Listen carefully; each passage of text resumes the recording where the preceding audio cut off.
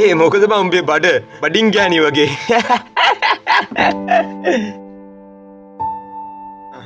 අනිත් එක මචං අර කෙල්ල මූට බූට තිබ්බේ. ඌට මුකුත් නැහැනේ බං.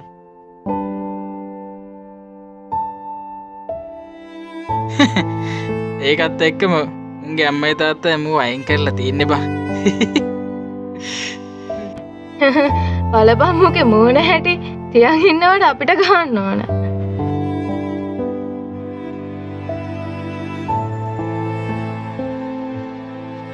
හරි බං මං ගෙන් යනවා. හරි. ඒ අර බලපන්කෝ බං. මට අම්මත් නැහැ තාත්තත් නැහැ. මං හිතුවේ යාළුවෝ හරි මාත් එක්ක ඉදී කියලා. යාළුවන්ටත් මාව ඉහිලුවක් කියලා. ඇයි අම්මේම වෙන්නේ? අනිත් එක මචං අර කෙල්ල මූට බූට තිබ්බේ. ඌට මුකුත් නැහැනේ බං.